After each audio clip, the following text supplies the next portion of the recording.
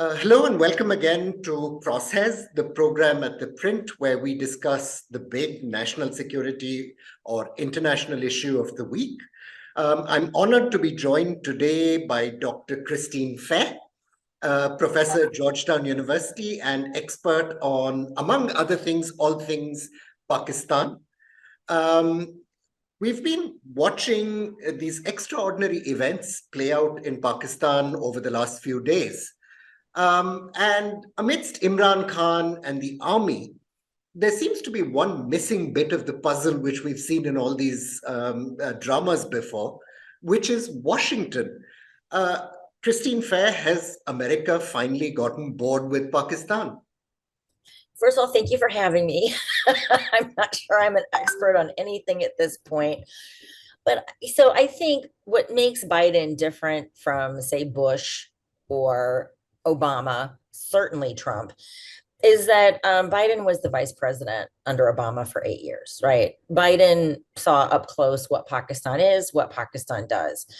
And so whereas, George Bush, he was certainly besotted by Musharraf, pretty much historical ignoramus as far as all the evidence suggests, and really had no context with which to understand Pakistan. And he really believed Musharraf. Obama basically inherits 8 years of Trump's cupidity, but basically understands that there's not much he can do with respect to Pakistan. He was pretty hemmed in. And I'm not sure, even if he wasn't hemmed in by the State Department, who was constantly lobbying on behalf of Pakistan, lobbying Congress on behalf of Pakistan rather than our own interests, I'm not sure what he would have done anyway. And I think this is a larger discussion we should have about how knowledge production pertaining to US policy is deeply gendered. Because, he basically, every single president has been surrounded by these great white men who are given credit by virtue of their white maleness, not because of any expertise. So, and obviously Trump is no exception. So Biden comes into the presidency pretty well clued in about what Pakistan is, what Pakistan does. And he's got a pretty, and let's also remember, he was a senator for a really long time on the Foreign Affairs Committee. So he's not someone who's fooled by Pakistan. Biden doesn't get a lot of credit for being the sharpest knife in the drawer. But I think when it comes to Pakistan, he really sees it for what it is, and he has seen it for what it is for a really long time. He's not going to be suckered into some Michael Kugel plan or a Moeed Yusuf plan to start re-engaging at the expense of the U.S. taxpayer. So I actually applaud Biden's abeyance in this regard. The classic arguments that have always been given to engage Pakistan, if I can quickly recap, one has been it's a nuclear weapons power. You can't possibly let a nuclear weapon state implode and have all these atomic bombs floating around. The second has been its vast strategic importance as part of the wider Middle East, if you like.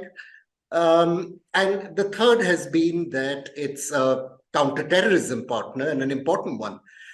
If we can unpack those one by one, let's start with the most spectacular one.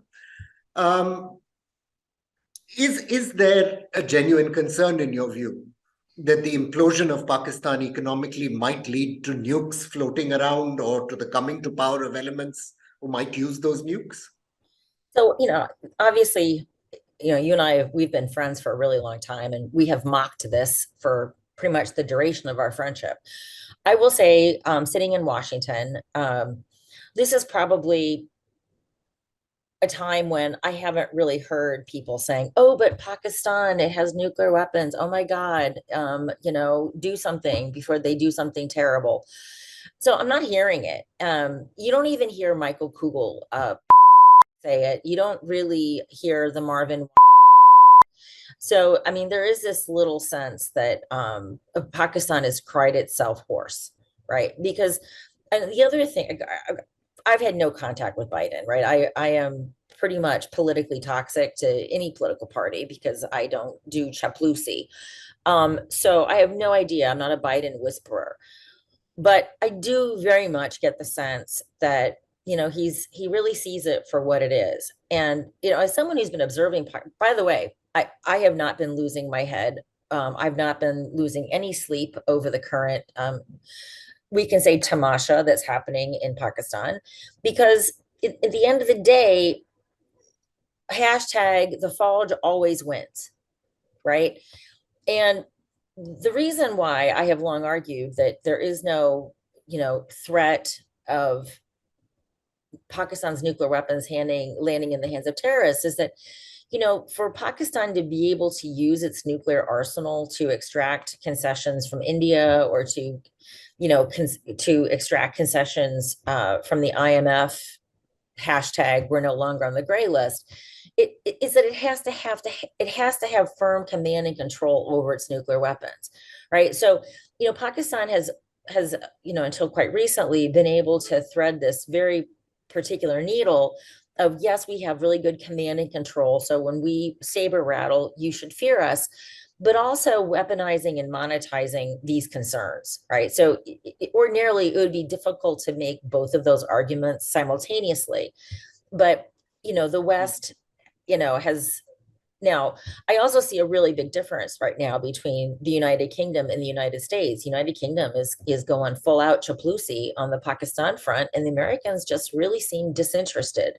And I'm So going to come. I'm yeah. going to come back to that in a second. But this is a nice segue into the counterterrorism business. Counterterrorism, Pakistan mein wo kya hai ji? We're speaking on a Friday when it's emerged that a think tank in Islamabad had, in fact, invited a former member of the Lashkar-e-Taiba, who's shaved his beard and looks, I have to say, very dapper.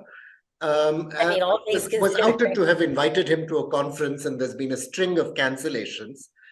But notice who's speaking on it from the American side. Our very faithful and reliable Michael Kugel and Marvin Weinbaum, tried and true interlocutors on behalf of the derp state. Now, what intrigues me here, though, is, I mean, the British have been making this argument for a long time that, look, we have a ethnic diaspora which is prone to seduction by the Islamic State or by other dark forces. We have an Afghanistan that only Pakistan can really manage because it has leverage with the Taliban. You know my views on these arguments, but I'm trying to present them to you objectively. And therefore, we must engage Pakistan, or else all kinds of trouble is going to break loose. What's your view on this, if you like, fairly old British argument? Yeah, so I'm pretty exhausted with the British view on Pakistan. And by the way, we should also know that I'm completely jet lagged. I am under caffeinated. I've had no sleep for about 24 hours. So I'm going to be even worse behavior than I am usually. So the Brits have this bizarre fascination with Pakistan that the Americans don't have, right? And we know this. You see the British Army chief, powwowing at a cricket match with the Pakistan Army chief, and I don't know. Since the United States was anti-colonial and actually told the Brits, if you don't decolonize, we're not going to help rebuild your economy after World War II. As an American, it's something that it's very difficult for me to understand. And but in the past, when I did interact with British policymakers, their constant willingness to believe the Pakistani bakwas just befuddled me. I think they just have a lot of hangovers about Pakistan. And because of the difference, Pakistan was readily available to participate in what became the Baghdad Treaty, then CENTO, and obviously begging to be into CETO, and India was much more aloof. I think Pakistan is just seen as this traditional ally of the British. And, it honestly befuddles me, because even as the Brits were being torn up in Helmand by Pakistan's largely proxies, the Brits were still interlocuting on behalf of the Pakistani state. So, but I do think there's this big rupture that's happened. I mean, the Brits want Pakistan to be recuperated. The Americans don't really seem to care under Biden. And again, I wasn't a fan of how Biden withdrew from Afghanistan, but I think the way, I think ironically, he's actually treating the Pakistanis with, what did the Brits call it?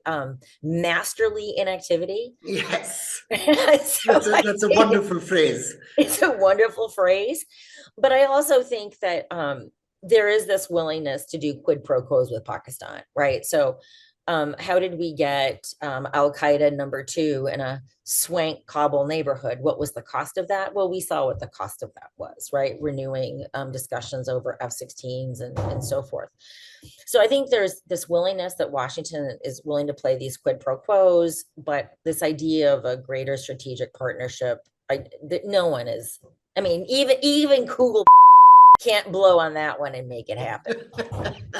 So to move on, I mean, Afghanistan, fascinating situation, because one of the things the Pakistanis would always say is, we can deliver Afghanistan to you. And they never have. And they never have. This argument that is often made, that if we don't engage with Pakistan and support help it keep the Taliban in power in Afghanistan, things will get even worse. You will have the Islamic State in power, and that will be even more destabilizing. Do you support that argument? Or would the United States be wise just to say, hey, Pakistan, hey, China, hey, Iran, you're the neighbors, this is your mess, now deal with it? So like I said, I have no connections whatsoever with the Biden administration. This is certainly an argument that I've been making for a really long time. Look, you pissed in your own bathwater, now take a bath in it. And I think that would be the prudent way of dealing with it, because in some sense, Pakistan will pay the biggest price for its own folly, right? And to be honest with you, though I completely was not a fan of how Biden extracted the United States from Afghanistan, and how we really just deserted probably hundreds of thousands of Afghans who worked with us and were given promises that they'd be allowed to come to the United States, right? So I'm not in any way letting him off the hook for that. Right, but that's a humanitarian issue, and we're talking here about a We're strategic talking choice. about this. I mean, I think there was this understanding that whatever problem might arise in Afghanistan, it could be handled in an expeditionary way, right? And that we don't actually have to be present in the country to be able to take care of problems as they arose, right? As the Zawahiri hit demonstrated. So, Pakistan really stands to be the biggest loser of its victory in Afghanistan. And so consequently, Pakistan has the biggest incentive to try to manage it. So I think just letting Pakistan deal with the terrorist Nahari that it's cooked up is probably the most wise choice available to the Biden administration. How would you assess India's options in this situation? So the United States moderated the Kargil crisis, it moderated the 2001 crisis, it sort of helped tamp down Balakot from ending up in an outright war. But if the United States isn't that interested in, if you like, being big daddy in the neighborhood, that's a problem for India too, isn't it? Well, look, so this is a position I've long maintained, right? India has really been a free rider in this regard, right? India can basically saber rattle. India can act as if its behavior doesn't matter in the region with, and for that matter, in Afghanistan. I'm really quite exhausted with Indian masters of grand strategy lamenting how the United States handed over the Afghans to the Taliban to deleterious effects for India. Well, if India cared so much, why didn't it send troops, right? So India can't have it both ways. India can't both say the United States let India down, but yet India was not contributing.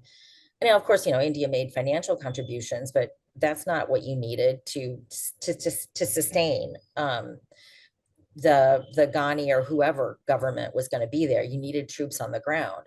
So India really was a free rider of whatever the security umbrella that the US and NATO could provide in Afghanistan. And now that umbrella is over, right? And then Pakistan has strategically benefited the most from the United States pulling India off of it. And I guess time is going to tell what's going to happen, because there will be another crisis sooner than not. There'll be another crisis.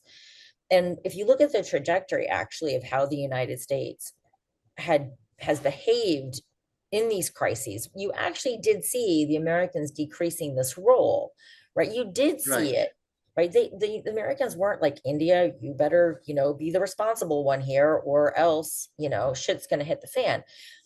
What you basically saw was the United States supporting India's position, which I think was the right position, right? Which is, India is going to do what India needs to do to defend itself. And I don't think that's going to change. And I think in some ways, this masterly inactivity, if in fact it's that, right? I don't even know, what the Biden administration is thinking, but it reads as masterly inactivity. I think that should be cautionary for Pakistan, because the next time it sends, some terrorist wackadoons to kill Indians, there's even going to be less interest on behalf of Washington for mediating the conflict. Having said this, there's also just a lot of exhaustion with the US-India relationship going nowhere. I've never, for structural reasons, I never thought that there was this great alliance between India and the United States. Yeah, there's regional interests that align, but India is never going to do what the United States wants India to do. And I'm not criticizing India for that. If I were India, if I were an Indian, I would, right? It's just not going to happen. And India is not capable of the defense modernization that the United States has continued to insist was possible. And this is because the United States does not appreciate how hard it is to modernize a set of forces this big. And instead of trying to sell India American platforms, if the United States really cared about India, it should be encouraging India to consolidate platforms. Like, what does India currently have? 7 medium-range multi-role combat aircraft? Like, what does a competent world power have? No more than 2 or 3, right? Right. And this replicates all across India's weapon system, down to basic rifles, artillery, right? And those logistical tails are not interchangeable, and it eats up a lot of budget. So the last thing that India needs, quite frankly, is pesky, difficult to use, hard to maintain, expensive American weapon systems, when what India needs is a sustainable set of platforms that it can use to modernize its massive forces. And I think what would be helpful is to actually encourage India to adopt the same platforms across the different services. And you'll notice I'm not saying American platforms, right? Affordable platforms that India can use, that India can maintain. And if you really care about India being a force projector, that is against this idea that the Americans are so invested in. We have to sell India American weapon systems. Those are not consistent objectives. Right. And, this is, of course, a bigger debate in India, old guns and butter debate about how much India should actually be forking out. Right. For modernization, what the end game in that modernization process should be. To come back to Pakistan, though, we're speaking on a day where Pakistan's budget is about to be rolled out and unveiled. And the IMF has been making pretty clear that unless that budget involves some pretty serious subsidy cutting and pretty serious pain, there's going to be no dollars coming down the pathway. Now, my question would be, while this is great stuff in terms of eventually making the Pakistani system more robust and more durable, maybe many years down the road, in the short term, there's a bunch of angry Pakistanis who have seen their incomes halve and quarter in recent months. We saw a bunch of angry people who probably didn't care whether Imran Khan is in power or Shahbaz Sharif is in power, stealing things from corps commanders' houses, which was peacocks and strawberries. Peacocks and strawberries stolen from the corps commander's house. So at the end of this, I'm going to ask you guys a question, because there's a side to Chris you don't know, but we saw a lot of anger there. Now, I think they know that side. Ultimately, this is a big country with a lot of people, and you have to do something with it. You can't let it become Somalia. There's an enormous amount of human suffering involved. What do you think are the responsible instruments that not just the United States, but the world community can use to ensure at least some minimum degree of stability? Or, and this is a genuine question, is it a lost cause? So, all right. First of all, the IMF, so I just can't get myself worked up into a lather over this, because we've seen it so many times. The IMF plays brinkmanship.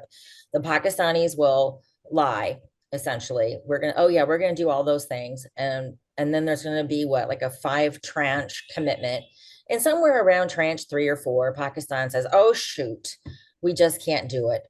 Mumkin nahi, koi sawal nahi. Yes, and whoever Imran Khan's successor is will accuse America of plotting to depose him at that point. We've seen the script. Whatever clown is in the clown car driving it. 3rd, 4th tranche. Sawal nahi, ye bilkul na mumkin hai. Pakistan ki izzat rahegi. And there's no consequences for this. And so, I'm also adequately cynical enough to know that when Pakistan was removed from the FATF gray list, which was completely befuddling, if you looked at the empirics of the case, that was clearly an effort to sort of bolster Pakistan's economic non-existent credentials, right? Because obviously Pakistan should never have, it should never have been on the gray list. It should have been on the black list, and it should still be there. But that would be the economic plug. And here is the rub, right? Because until Pakistan is forced to be fiscally responsible, for years I've argued that, remember that moment in India around 1990, 91, when India was broke, and the finance minister at the time was Manmohan Singh, and that brokered a real come to the deity of your choice. And it really made India engage in significant reforms. And India has benefited from those Congress-led, no matter what Indians think about any given moment of their economic well-standing, India has continued to benefit from those reforms, right? Pakistan is precluded from having its economic come to Allah moment, because whenever there is a crisis where Pakistan would have to be forced to rectify its budgetary reality, the international forces come in to bail it out. And I think that has been the biggest tragedy, right? We continue to enable Pakistan's fiduciary irresponsibility. And this is where we're too scary, we're too this, that to fail, I think, really materializes, right? And so unfortunately, no matter, I don't see that changing, right? The IMF is always going to wrestle, it's going to come running to Pakistan's distress call in the nick of time, and we're going to keep going through this cycle. Meanwhile, Pakistan never bothers to get its fiscal house in order. And I think that's the biggest tragedy. Because ordinary Pakistanis end up paying the price for that. Well, yeah, I mean, there was this, I have a dark sense of humor, as do you, which is why we're friends for so long. But there was this television series called Hannibal. And every week there was some creepy episode, but there was this one episode, and I swear to God, I said to myself, that is Pakistan. It was basically like this psycho pharmacist, and he liked to grow mushrooms on the half-dead corpses of his victims. So he would give them the wrong dose of insulin. These were always diabetics. Then he'd go to their house right after they had their diabetic coma. He'd plant them in the forest, and he would grow his mushrooms, and you would see this infusion of fluids going into the corpse just to keep it alive. And I was like, holy crap, that corpse is the Pakistani body politic. Those mushrooms, that's the Pakistan army. And that infusion, that's the IMF, right? And That's the body never dies, but it is constantly parasitized. that's a powerful image, and It's also gross and it's also accurate. So thank you, writers of the Hannibal TV series. for unpacking Pakistan. Now, the reason I interjected, and this might be a good place to close things, is what do you make out of strawberries and peacocks? Since we were discussing this, Well, it depends on who kidnapped the peacocks. We and we'll both just know. leave it there. We're just going to leave it there because it's not necessarily a pretty picture. But what we can do, keeping in the theme of Pakistan, we are reminded of a parable from Maharaja Ranjit Singh's court. A fellow, he went to Peshawar. He noticed in Peshawar that in Peshawar, birds fly with one wing. And he says, "Ek hi gal hai, bilkul ajeeb di gal hai, ek hi hai." So he takes this bird, an example is one bird that's flying with one wing. He takes it to Maharaja Ranjit Singh's court. He's like, "Maharaja, देखो जी, this bird it flies with एक bird, एक bird now, उड़ना है." Okay, let's go of the bird. It's like with two wings, and Maharaja Menu Bewakoof Samadeo एक ही है. So he takes his bird, he goes back to Peshawar, and he's like, "Listen, you just made me a complete Maharaja Ranjit Singh. I need a bird that flies really with one wing." He says, okay, here's another one. He takes it back. And you know where this goes. We know why the birds fly with one wing in Peshawar, but not in the Maharaja's court. So many possibilities. Many possible kirdars await the poor Moor. So, Christine, you're going to be in India for a while. I know Don't you're say working that. on a project translating Punjabi literature. We'll be looking Yes. forward to reading some of it. Are you? I think it's sad that more regional literature does not end up finding the audience it should find in languages, because Yeah. those languages are only spoken in one region. And Especially, I mean, Punjabi, I've always said that was like my first love was Punjabi. And I would say there's a Punjabi, at least in India, has a lot of benefits, right? It's taught in the schools, there are grammars, there are dictionaries. These are the foundations of literature, and there's robust publishing of Punjabi literature. Whether or not there's robust readership of it is a different issue. But in Pakistan, there are really important Punjabi writers, and particularly women writers from the partition area, women who were, contemporaries of Munto.